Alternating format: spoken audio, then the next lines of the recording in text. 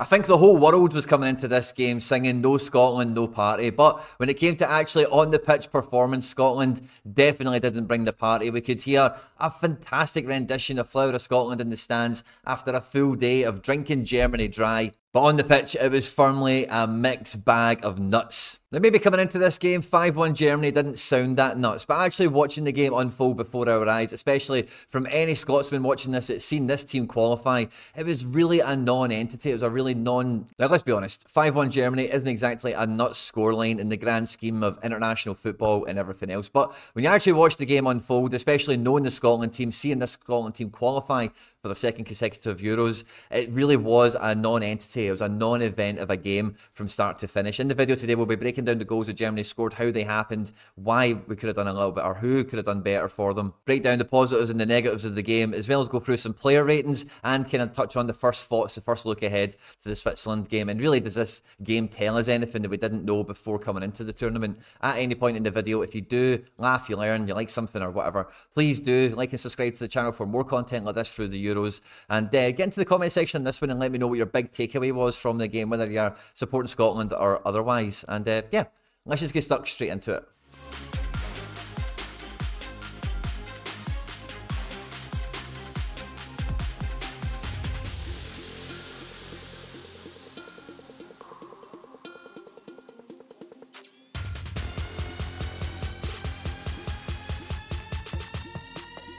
Because quite frankly, that's the way the game started. You know, I was grinning ear to ear for the first like 8 minutes of this game because it really did start like the last 10 minutes of a game. Both teams were really treating it like it was do or die time in the match. Everyone was going for it. And, you know, I know there's a wee bit of banter coming back to Tierney and a few others now for like celebrating winning goal kicks and throw-ins and all that kind of stuff. But the opening 10 minutes really did start with an incredible intensity that I thought was really going to try and play into our hands a little bit. Because coming into this game, we did a preview for the match on the channel, and really for both sides, Scotland and Germany, what we really did see unfold was kind of predictable. And some of the stuff that I was previewing and like thinking about Scotland need to worry about these players in these positions, I would have thought like the guys would have done a slightly better job of it, because really, who am I? And my analysis really should be quite basic compared to what the national team have got here. So as we go through some of the stuff that happened, it wasn't exactly unforeseen, but some of the criticism might come across as a little bit harsh or a bit unforgiving. But when you're playing Germany, and it just kind of underlines the performances we've had previously against Spain and some of the other bigger nations recently that,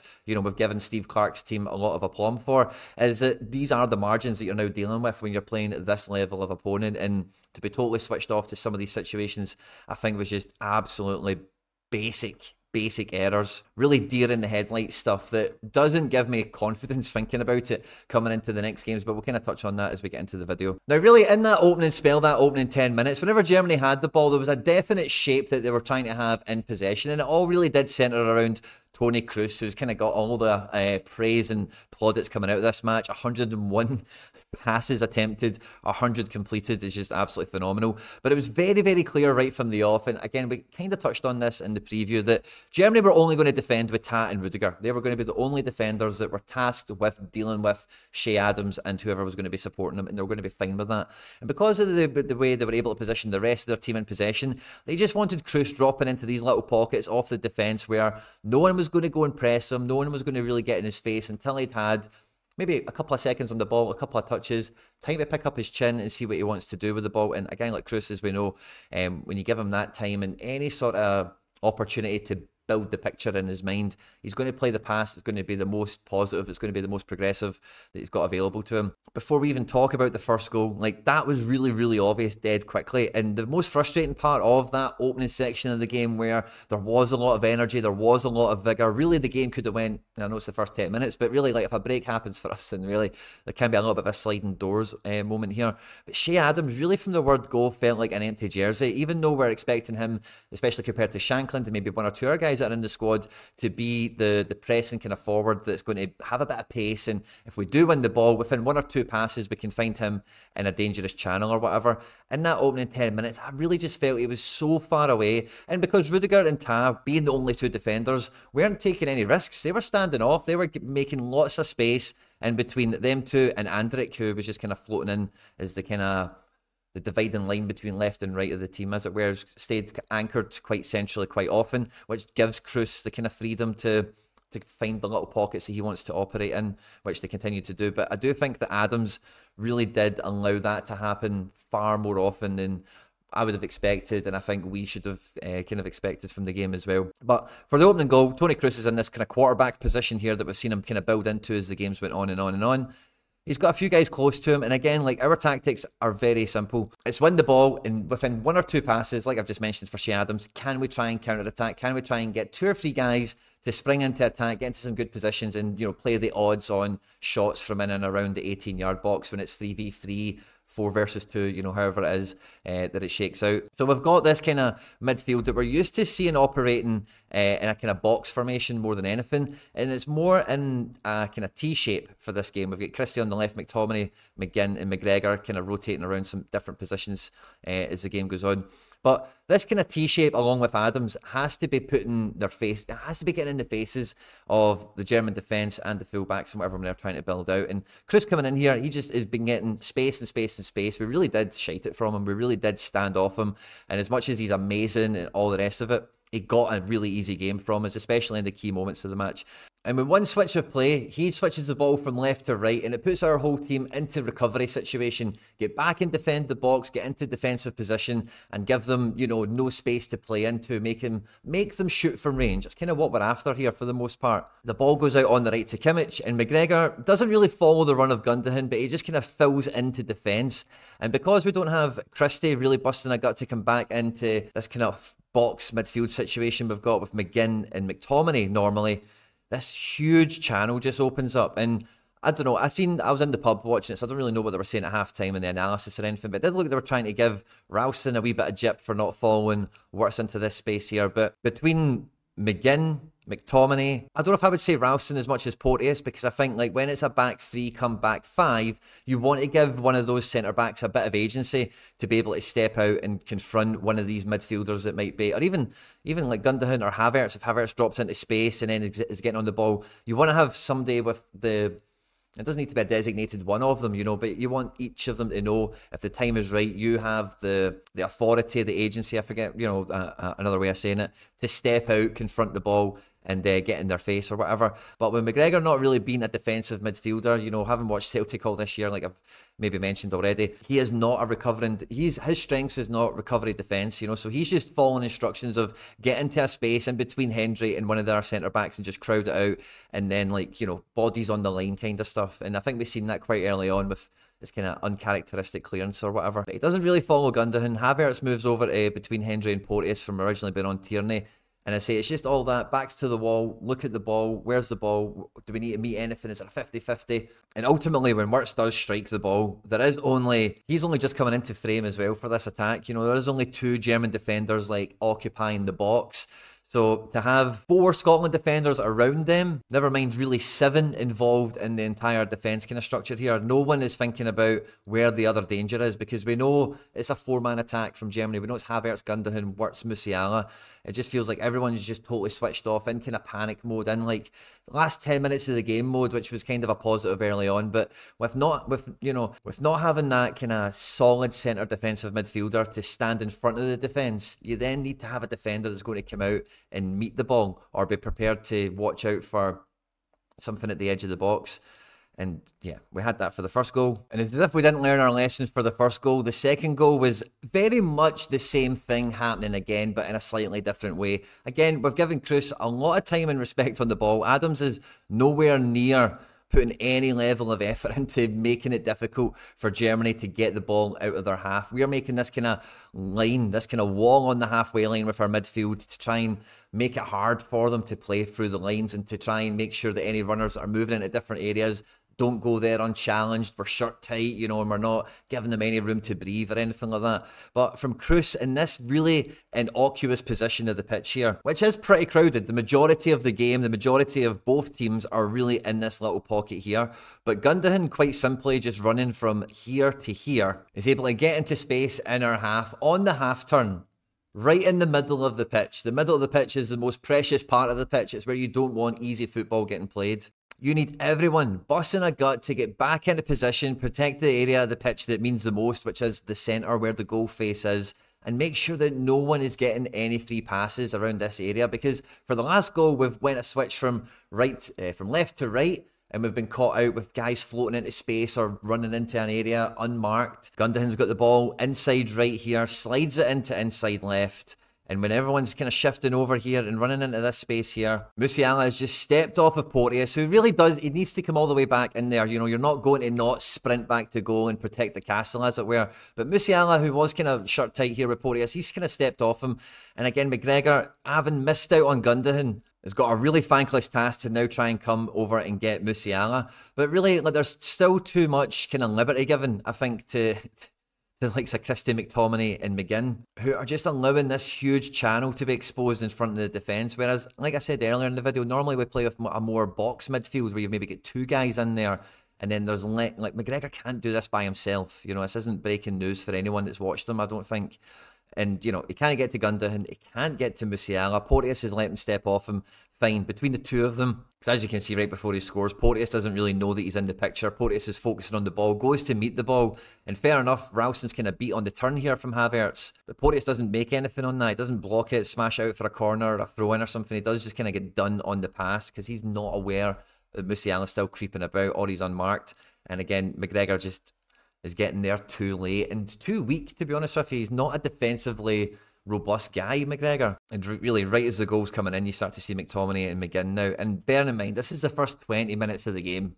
Now, some of the criticism might seem a bit harsh, like I said in the intro, but these are the margins that you're dealing with. You're dealing with players that have elite first touches, that take all the chances that come to them. In Germany, in this game, they only had 2 expected goals. So based on the 10 shots on target they had this match, if you gave that to most teams in an average game, you would expect 2.3 of those shots to actually end up in the back of the net. We weren't giving them gilt-edged chances. We always had numbers to defend with, but the defending is kind of brainless for some parts of it, where it's just ball watching and running into an area and then just being as big and being as brave as you can be, rather than when you defend in numbers, you've got that kind of freedom to be shirt tight to the dangerous ones, and you've got that ability to make sure that everyone, because Germany, as we look at the picture here right before Musiala takes the shot, I know Kimmich is in the picture, but Kimmich hasn't really been doing anything in this build-up. Germany have got 4 players attacking us, and we have got, again, 7. And I'm not really going to count McTominay in this one. Let's say 6. And no one is shirt tight to the most important player every time, you know, the guy that's getting the shot away. And that might seem like it's, like, again, a bit harsh or whatever, but when you're defending with 6 guys, someone has got to be tighter. I know McGregor's just been done on the turn here, but one first touch Musiala's taken, and he's bought 4 yards of space off of him. You know, he's just been too late and not good enough defensively there, and that's cost us the second goal. Ultimately, Hendry throws his body on the line here, as we see right as the shot's getting pulled. But to defend in numbers like that, and for there to be too many free shots across the entire game, really, because as the Porteous red card comes, which is a blatant red card, and, like, you know, hell mend the boy, and that'll be probably the end of his tournament independently. You know, Germany had 2.2, 2.3 XG. They had a penalty, which is high XG probability as well. So their shots were restricted to, like, edge of the box. They were having to shoot through crowds. We were putting our body on the line for the most part of it. But really, let's say the defending was pretty mindless. We weren't falling around the key players that needed tagged onto. Now, I don't think this is going to be a problem that will really come back to repeat itself throughout the tournament, because this kind of style of play that we set up with in this game, and, you know, really the way we're probably going to play against Switzerland and then Hungary, I think we'll do pretty well. But where this game is going to fall down on is, again, if we're relying on a one-man centre defensive mid of Callum McGregor, because when you're playing against teams that have these attacking players that will move in at different spaces and who do have genuine pace, you do need more than one person in there in front of the defence. Now, it might be that kind of Porteous situation that we've seen for some moments in this game, and then laterally, when we go down to 10 men, to be honest with you, a lot of these tactics do just fly out the window. But you need someone else in here that's kind of shielding the defence, making it harder for those passes to get played. And if they do, or if someone, you know, gets away from McGregor, they're confronted with someone face to face, not someone who's running away from them and getting back towards their goal. But having the midfield the way it is, with the kind of T-shape, I can see that working out for us a lot better against teams that we maybe actually go after a little bit, because the other side of the coin of the midfield being a bit of a non-entity is really when it comes to forward pressing, or it comes to winning the ball back for us. I don't think any of them done anything of note in this match. Like I've kind of hammered Adams for already for the first half he played, and really it was a feature of the whole game, but Tan Rudiger never had any pressure on them at all. Our attacker, our most furthest forward player was always confronting their defensive mids. And then as a result, our midfield is just a little bit further back and isn't pressing the front line at all. You know, Kimmich is always wide, Mittelstadt is always wide. So they're just, you know, stretching the game in the right ways in terms of leaving their centre-backs really deep and then putting their full-backs really high. It did really just kill any kind of forward presence that the guys could have, because there were always going to be one man against Rudiger, who is amazing 1v1, same with Jonathan Tah.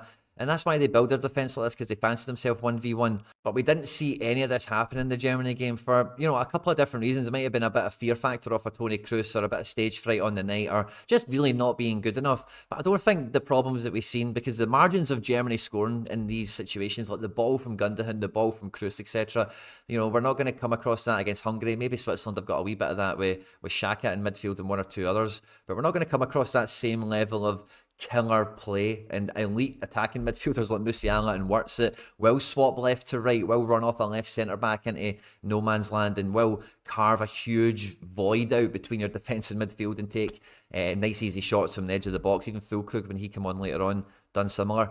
And that's maybe where you get a bit more of the strength of McGregor. So what I think McGregor gives you a bit more of, that maybe we didn't really get from McTominay, but we've expected it from him, or McGinn really, is that when, you know, the ball is in the German half or the Switzerland half, I fancy them to get in amongst it and try and win the ball up here and be effective and, you know, play the right ball at the right time, take a chance if it comes to them, etc. But being around the halfway line, trying to be a bit of a wall and then recover defending is really just, McGregor can't do it by himself. You know, Gilmour was one of the players that I see a lot of people saying like, oh, not playing Gilmour was a catastrophe or a, you know, the mistake here. But if you put Gilmour into here in the Germany match, I don't think really much changes. I don't think Gilmour would get as deep as filling into the pockets in defence that we've seen McGregor doing, which did give a bit of space to Germany. I do think that Gilmour would have been a bit more staying in front of the defence kind of mode of a centre mid, and maybe one of the goals wouldn't have happened, right? Maybe about that. But beyond that, it's not too much. Where I think Gilmour and McGregor have done best in the Scotland team is when they've been playing together. And I think that's the way you need to play if you're going to have McGregor being a defensive midfielder in this team for the rest of the group stages, because Hendry is the big guy, you know, so we don't expect him to be jumping into midfield and, you know, slide tackles and interceptions and that kind of thing. Unless it's like a ball in the air, you're expecting Hendry to step in for that. So you're always kind of looking at Porteous, who's now suspended. So it's probably going to be Hanley or McKenna. But you're going to be looking at one of these guys to be able to, you know, cover some ground and just cut out a passing lane or, you know, get in the face of someone. And none of them seem really up for doing that. It doesn't seem like that's the instructions they're given, which is fine. But then there's just a balance that needs to be had here. And really, if Adams is to start any more games in this group and he plays like this, we're probably not going to score any goals. We really do need him to be his full self, to really have a real spring in his step and to really be in the face of the actual centre-backs, not the centre mids. So, you know, looking at this game, I don't even know if he was fully fit for it or not. It might have been an idea to start Christie up here, but I can imagine the headlines if he started with a 4 or a 5-5 or something like that. It would have just been Craig Levein banter all over again. So I can see why he maybe thought twice about doing that. But Christie put good effort and good endeavour into everything, but I just feel like on this side of the pitch, he was really a man on his own. But I would have much rather have him up here, or maybe, dare I say it, Lewis Morgan or something like that, because you do need to be just in the face of defenders if you're going to be playing like this. And then if McGinn and McTominay and McGregor and whoever else are like 10-15 yards away, then if we win the ball, you can get some people in support. That's how we're going to score goals. That's how we're going to create chances. But if it did come to Christie or McGinn, McTominay, Adams, any of them, it just, nobody was around them and there was just never anything kind of going on. And again, I don't think that for the rest of the group we're going to see our attack be as isolated as that in transition. I think we'll be able to transition a lot better, and I think this is a good kind of wake-up call for, as much as Scotland are bringing the party and are the fans of the tournament and all the rest of it so far, I do think this is the kind of the cold shower that maybe the team need coming into this. Hey, it still needs to be won on the park, and although no one expects anything from the Germany game, really so much of this was below par. And if we take a look at the match ratings out of 100 for the game here, I think they really paint quite a fair picture of how things went here. Ryan Porteous finishing on a rating of 0 out of 100 with his red card and conceded penalty, I think sums that up a bit perfectly. And again, everyone else in the Scotland squad, very nondescript, did very, very little.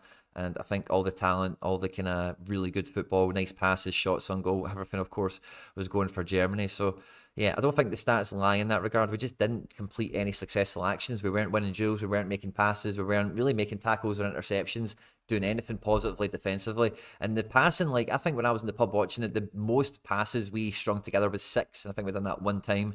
You know, we're getting the ball in within 1 or 2 passes, we're losing possession, we're shelling it to no one. And it really was a non-entity, a real non-event of a game from start to finish. And like I said a moment ago, I think this hopefully serves the team as a good kind of cold shower to wake them up against Switzerland, who I think, like, this same team with the same sort of tactics or whatever could work and probably will work against Hungary and hopefully Switzerland as well. But application and having the guys like actual football IQ all kind of switched on, I think was really what let us down on this one, because we did limit Germany to, you know, there wasn't that many great chances like we spoke about, but we're just switching off and just letting guys get free. I hope you enjoyed this one, guys. On screen and now some other stuff that I've made that YouTube thinks you might enjoy. Stay out of trouble, and I will catch you on the next one.